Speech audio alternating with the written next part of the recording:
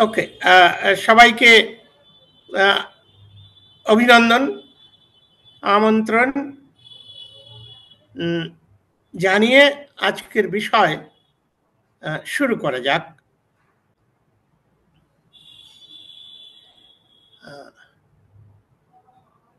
অবতার, আজ ভেবেছিলাম বোধহয় অবতারবাদের তত্ত্ব কথা বলতে হবে, তা না করে খুব সুন্দর সাবজেক্ট রেখেছ যে অবতাররা বিভিন্ন সময়ে এসেছে গেছে এবং তাতে দলিতদের কি হয়েছে। এ ব্যাপারে ডক্টর আম্বেদকর খুব সুন্দর একটা কথা বলেছেন, Mahatmas have come and Mahatmas have gone. They raised the dust of the soil but didn't raise the standard of the common people.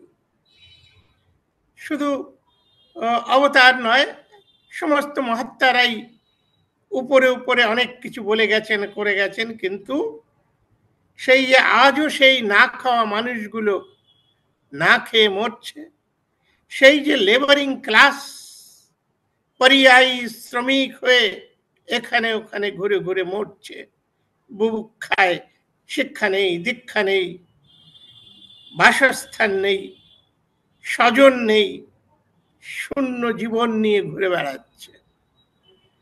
তা এখন সেটাই তোমাদের আজকের সাবজেক্ট, যে অবতাররা এসেছে।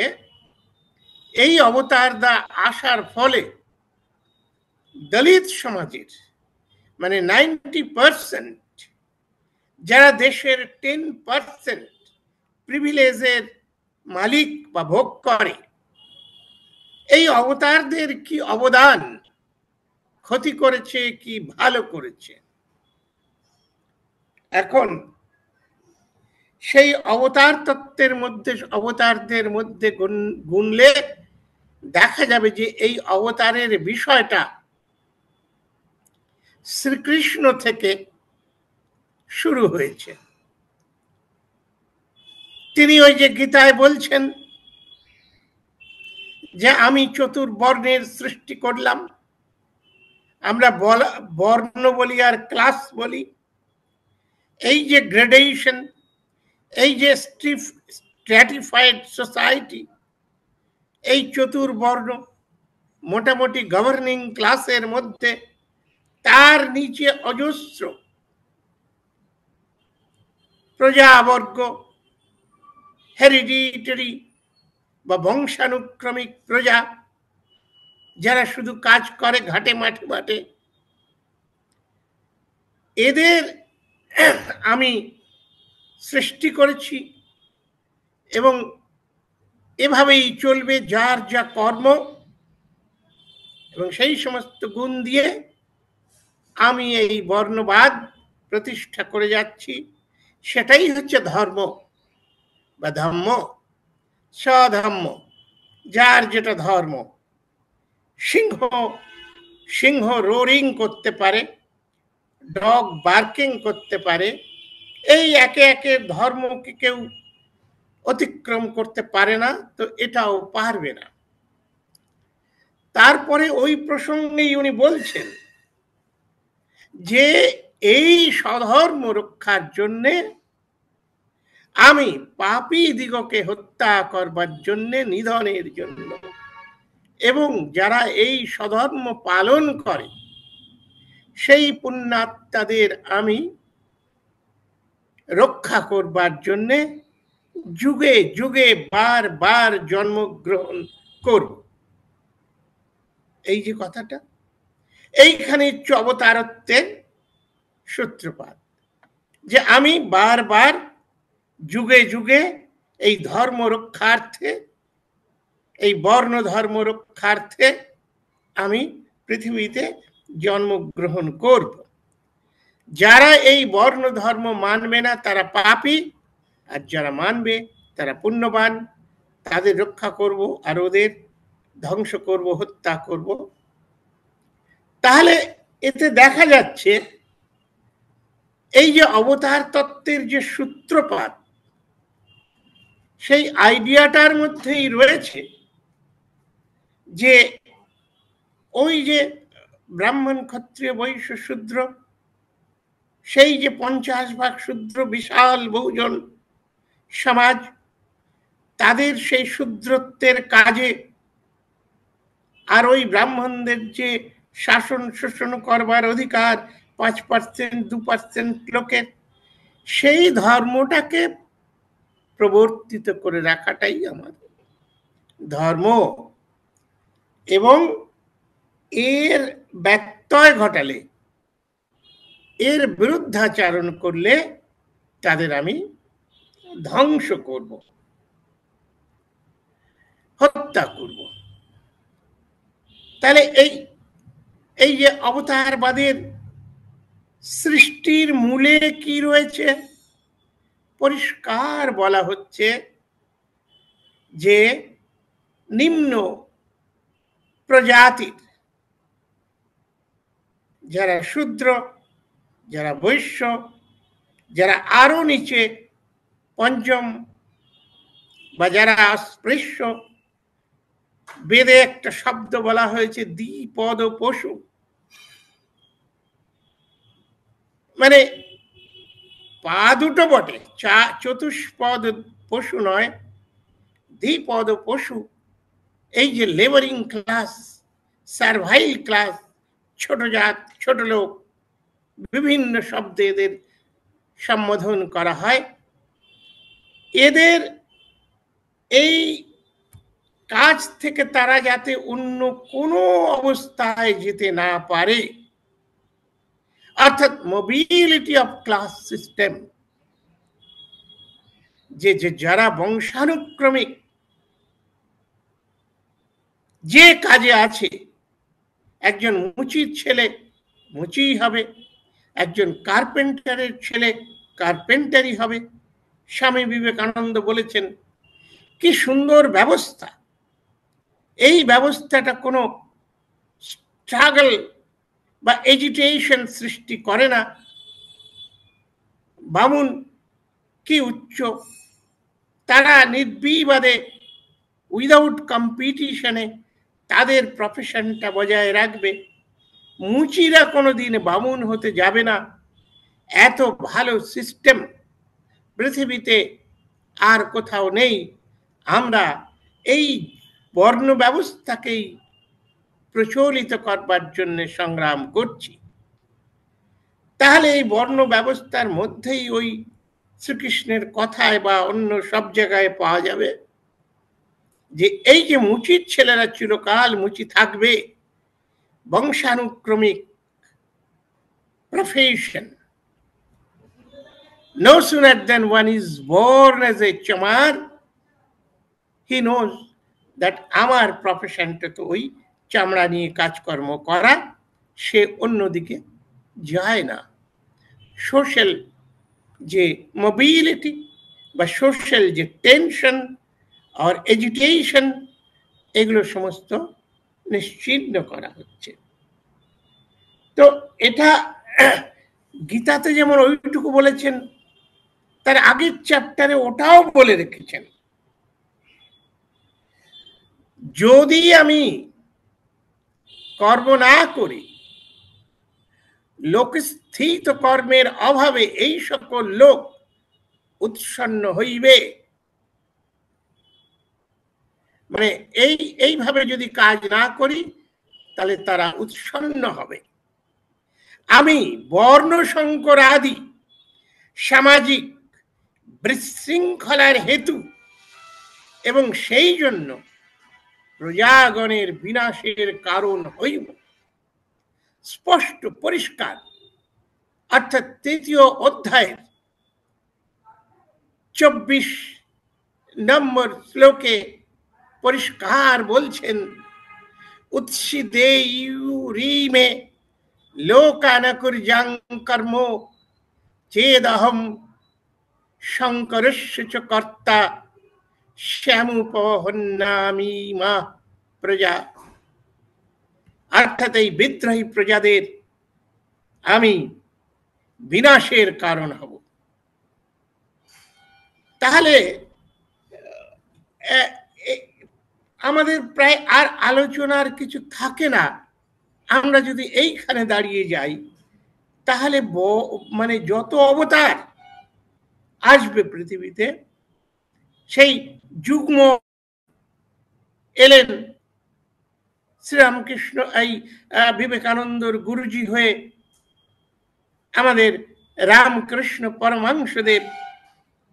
তিনি রাম ও কৃষ্ণ একাধারে দুই, কিন্তু এই যে অবতারদের আবির্ভাবের কারণ বা উদ্দেশ্য একটাই মাত্র, যে এই বর্ণ ব্যবস্থায় যারা আস্থাশীল হবে না, কোন মুচির ছেলে যদি আইএএস অফিসার হতে চায়, আইপিএস অফিসার হতে চায়, জগজীবন রামের মতো ডিফেন্স মিনিস্টার হতে চায়, সেটা অবতারদের দৃষ্টিতে জঘন্য কাজ, সেটা তারা হতে দেবে না। তার বিরুদ্ধে সমস্ত ব্যবস্থাদি আছে। এই অবতার যেমন আমাদের প্রস্তাবনাতেই রয়েছে, যত যত অবতার হয়েছে।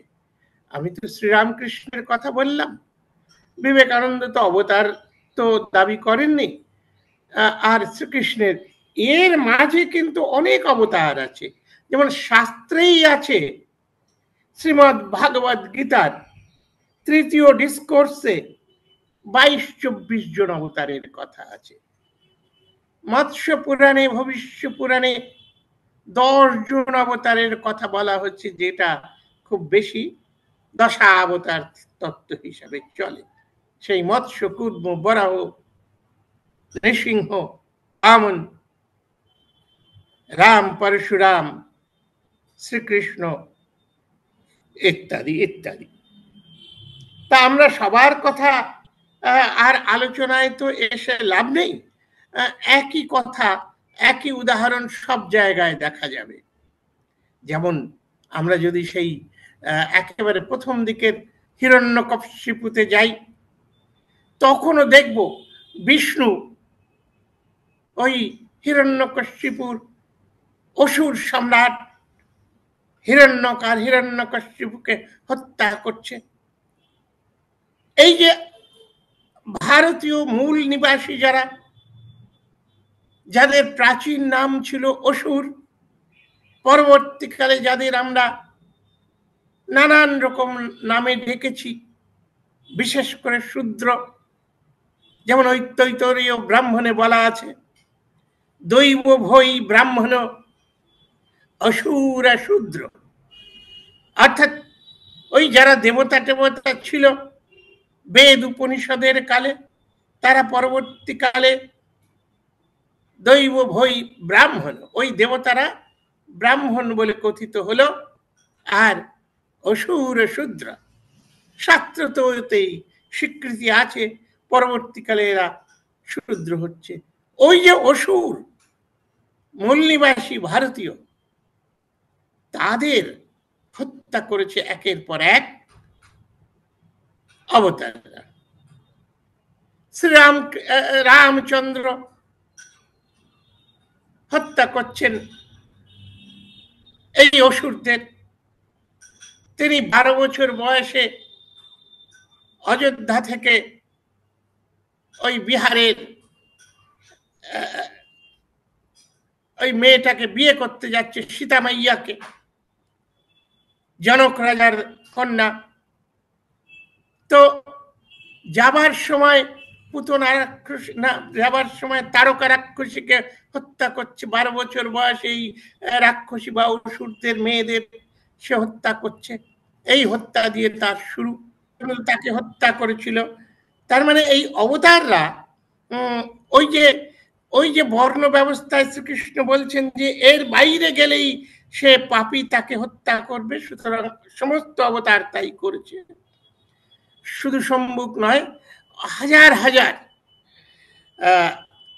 তারপরে শ্রীকৃষ্ণ আসছেন, কারণ দেখা গেছে যে যত বেশি এই ওদের শাস্ত্র অনুসারে নিম্ন বর্ণের দেশীয় মানুষজন, যে যত বেশি হত্যা করতে পেরেছে অসুরদের, এবং পরিণামে ব্রাহ্মণদের ধন সম্পদের অধিকারী করেছেন, একচ্ছত্র আধিপত্য দিয়েছে এনে, সে তত বড় অবতার হয়েছে। সেক্ষেত্রে দেখা যায় শ্রীকৃষ্ণ সব থেকে বড় অবতার কেমন করেছে। 12 বছর অপেক্ষা করতে হয়নি। শ্রীকৃষ্ণ একেবারে দুগ্ধ পশু যখন, তখন হত্যা করছেন পুতনা রাক্ষসীকে। বেচারার কোনো দোষ নেই, দুধ খাওয়াতে গেছিল বাচ্চাটাকে স্নেহ পরবশ, তাতে এমন কামড় দিয়েছিল যে পুতনা মরেই গেল। তো সেইখান থেকে শুরু করে সেই অঘাসুর বধ, দানবাসুর বধ, ভাগবতটা পড়ে দেখবেন তার জীবনীতে শুধু অসুর বধ, অসুর বধ, অসুর বধ আর অসুর বধ। আমাদের প্রাক্তন আইএএস অফিসার ইন্টেলেকচুয়াল জহর সরকারের একদিন একটা বক্তৃতা শুনতে গেছিলাম, এই অসুরের উপরে বলবেন। সুতরাং আমি দেখলাম যাই আজকে শুনে আসছি। ওই সেখানে উনি এটাই ব্যাখ্যা করলেন যে আসলে এই অসুরদের হত্যা আর কিছু নয়, মানে ওই যে কয়েকজন আরিয়ান এসেছিল, ব্রাহ্মণ এসেছিল, তাদের দৌরাত্ম্য প্রতিষ্ঠা করবার জন্য একের পর এক সেই খান্ডবদন বন দাহন থেকে শুরু করে সবই ওই একটাই উদ্দেশ্য যে এদের আমরা কিছুতেই মানুষের পর্যায়ে আসতে দেব না, ওই লেবারিং ক্লাস হয়ে, পরিযায়ী শ্রমিক হয়ে ঘুরবে। যেটা মার্কসের ভাষায় বলেছেন যে proletariats have no country of their own, যে এদের কোনো নিজস্ব জমি জায়গা দেশ মাতৃভূমি পিতৃভূমি থাকবে না। এরা শুধু ওই যেমন গরু ছাগলে কাজ করে, ঘোড়ায় কাজ করে, গাধায় কাজ করে, সেরকম প্রাণীর মতন ওরা চার পদ নয় বটে, দ্বিপদ পশুর মতন এরা এই কর্ম করে যাবে। তাহলে বোঝা যাচ্ছে যে কিভাবে, দেখা যাক এখানে আমি একটুখানি পড়ে শোনাই যে এই শ্রীমদ ভাগবতে যেখানে বলা হচ্ছে একের পর এক সেই 22-24টা অবতারের কথা, সেই অবতারদের মধ্যে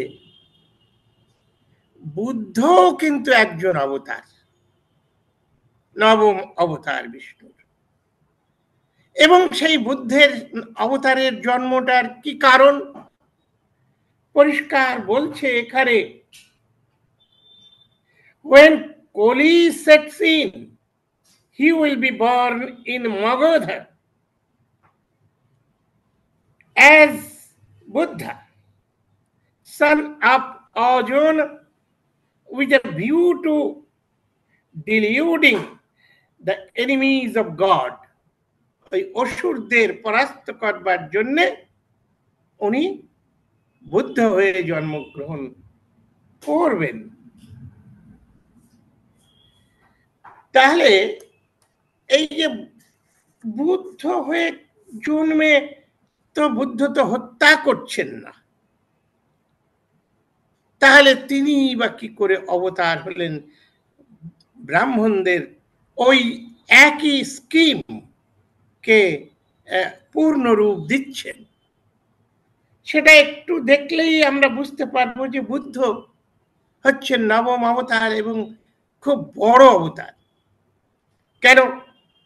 ওই যে বলেছে তত কলৌ সম্প্রয়াতে সন্মোহায় সুরুদ্দিশাম বুদ্ধ নমাহজন সুত কিকটেষু ভবিষ্যৎ। একটু গোলমাল আছে ইতিহাসের দিক থেকে। কিকট বা কটকে, উড়িষ্যায় বুদ্ধের জন্ম ছিল না, তো কপিলাবস্তুতে। তো কিকটটা কটক নয়, কপিলাবস্তু। ওই অজনের পুত্র নয়, বুদ্ধের ঐতিহাসিক পিতার নাম অন্য, তো সেটা নয়।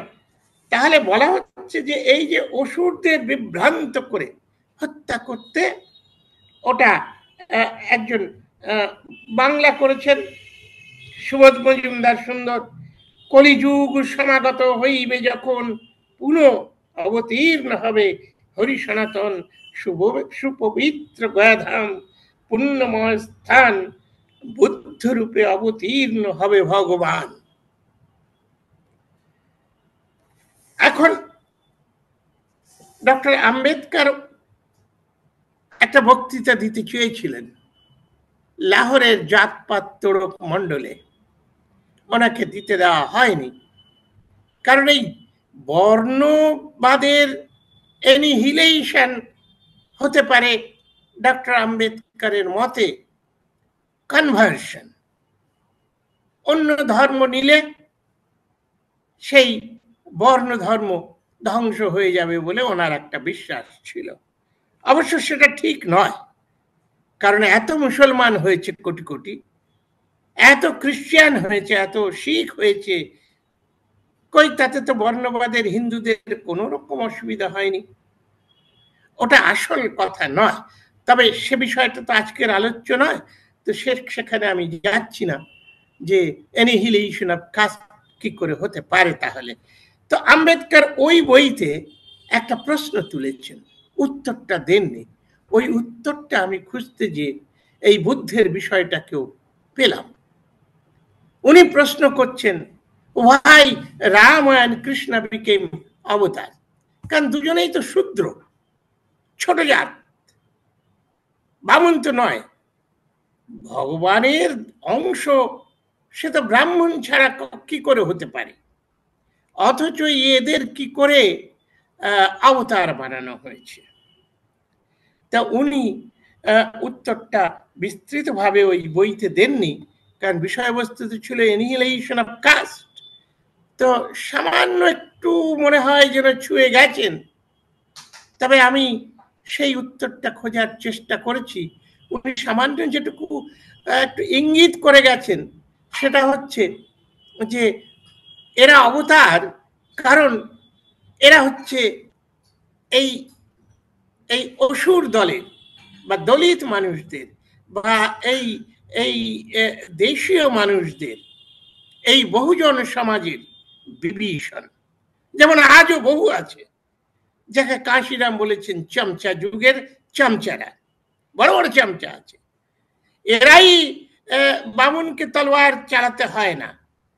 এই দলিত মানুষই দলিত মানুষদের সোশ্যাল, কাশিরাম এদের বলতেন সোশ্যাল পুলিশ। দলিত মানুষেরা যদি বলে যে আমরা বামুন নিয়ে শ্রাদ্ধ করব না, বিয়ে দেব না, ওই তার পার্শ্ববর্তী দলিত ভাইয়েরা সেই তাকে বাধ্য করবে সেই কাজ করতে। তো এই যে যে অবস্থা, এই অবস্থা থেকেই এই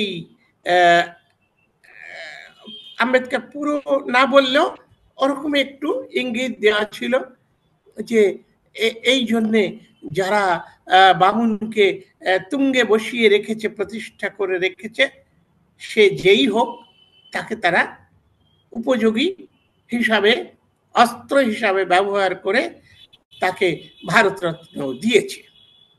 তো সেরকম ওদের অবতার বানিয়েছে। তো এটা দেখতে গিয়ে আমি দেখলাম আচ্ছা ঠিক আছে।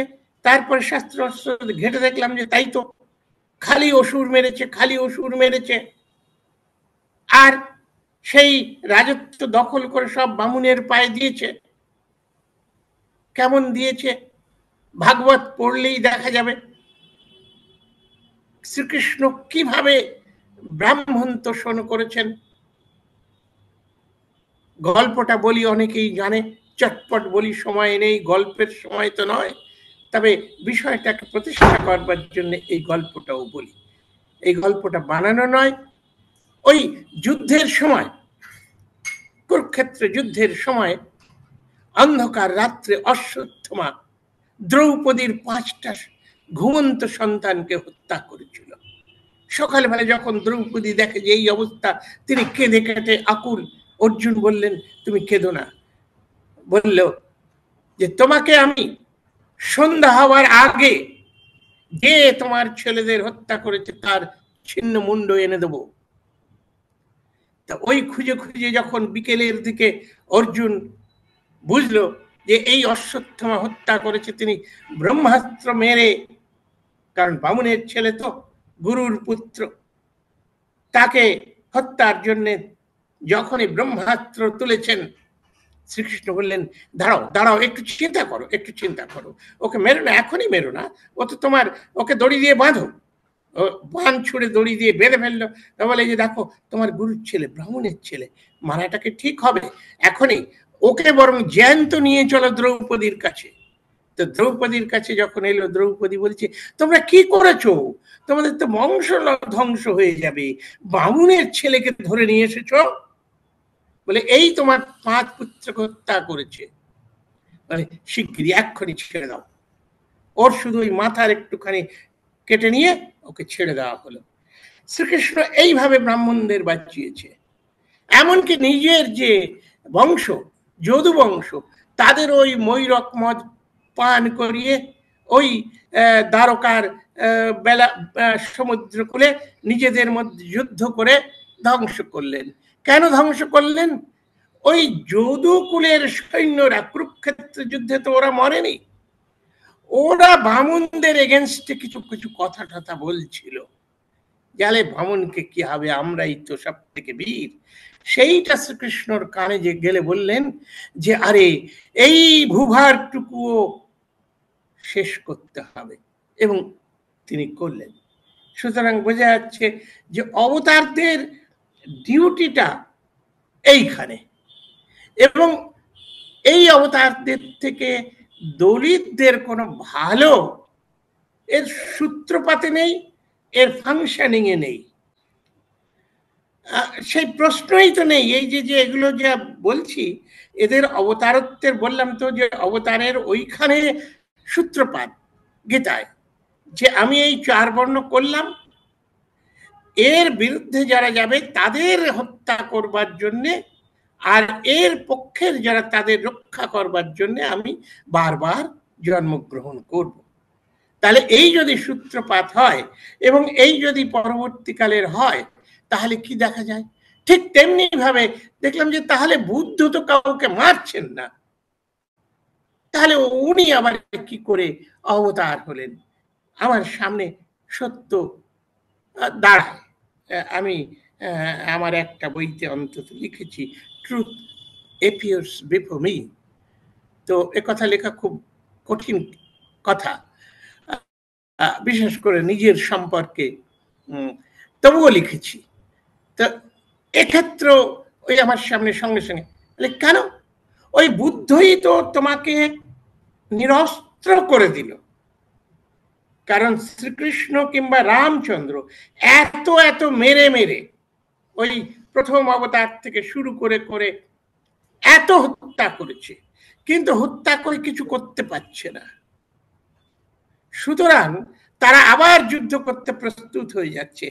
এক রাজা এক রাক্ষসকে মারছ, রাবণ যাচ্ছে, তো তারপরে আবার অন্য রাবণ তৈরি হয়ে আসছে।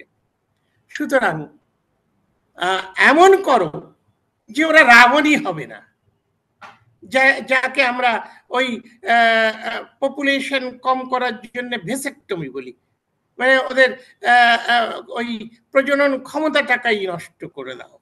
সেটা কিভাবে? এই যে আমি একটু পরে শুনিয়েছি যে ওদের বলা হচ্ছে, ওদের ওই কি করো, আরে না রে, তোরা তো এত বড় বীর, এ সমস্ত বীরত্ব এতে কোনো কাজ নয়, এতে মোক্ষ হবে না, এতে পুণ্য হবে না। কি করতে হবে? অস্ত্র নয়, কি করতে হবে? অহিংসা, জীবে প্রেম, সর্বজীবে প্রেম। এই যে অস্ত্র শূন্য করে দিল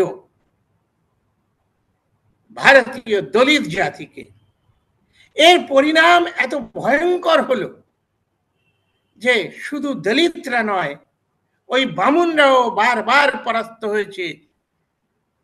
যখন ওই কনিষ্ক এসেছে, যখন বাবুর এসেছে, যখন লর্ড ক্লাইভ এসেছে, তখন ওই বামুনরাও তো লাথি কম খায়নি, পাক্কাপাক্কি ইকুয়ালি লাথি খেয়েছে। পরাস্ত ভারতবর্ষ। আমরা ছোটবেলায় ইতিহাস পড়েছি, তখন আমাদের শেখানো হতো আমরা এত ভালো যে আমরা কোনো পরদেশ আক্রমণ করিনি। ঠিক কথা, পরদেশ আক্রমণ করিনি, কিন্তু নিজ দেশকে আমরা কোনোদিন স্বাধীনভাবে দেখতে পারিনি। জন্মেই দেখি ভারত যে পরাধীন। এই যে ভারত যে পরাধীন, এটা ওই বুদ্ধের, ওই সম্রাট অশোকের অস্ত্র পরিত্যাগ করে অসুপুত্র পপৌত্তমে নবম বিজয়ম মা বিজিতব্যম, এই যে সেলফ ডিফেন্স, তার থেকেও আমরা সরে এসেছি। এই এই হচ্ছে বুদ্ধের সব থেকে বড় দান, যে বামুনেরা আজও নিশ্চিন্ত মনে যে কেউ কোন রকম বিদ্রোহ করবে না, অস্ত্র চালাতেই জানে না, এরা কেচোরতে পরিণত হয়ে গেছে।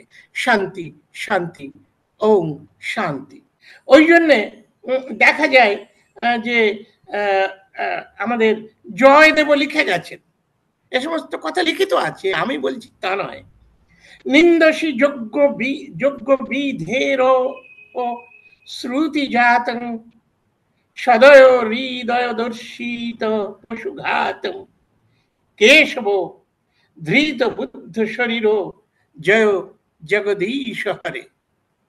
এই যে যজ্ঞ, এই যে পশুবধ, এই যে অস্ত্র ত্যাগ করে, এই যে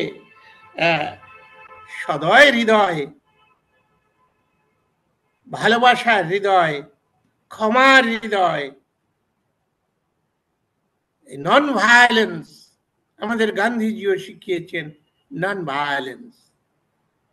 তো ইংরেজের বুটের নিচে আমরা পিষ্ট হচ্ছি, তবু রাজা রামমোহন রায় কোনোদিন ডাক দেননি জাতিকে যে আমরা এত কোটি মানুষ শুধু ইট আর লাঠি নিয়ে দাঁড়ালে এই ব্রিটিশ কোথায় থাকে রে ভাই, আয়। তাকে বলেনি, উল্টো বলেছে by the providence of God the British has come to rescue us from the Islamic tortures। এর বাইরে আমরা কোথাও যেতে পারিনি। এই হচ্ছে অবতাররা, এদের জন্মসূত্র বা সূত্রপাত যদি ওইটা হয়, তাহলে আমরা যদি এক্সপেক্ট করি দলিতদের এরা কোন রকম ভালো করবে, এটা সোনার পাথর বাটি হবে। আমার মনে হয় আজকে এখানেই আমরা শেষ করতে পারি, বিষয়টা বোধহয় মোটামুটি বোঝানো গেছে।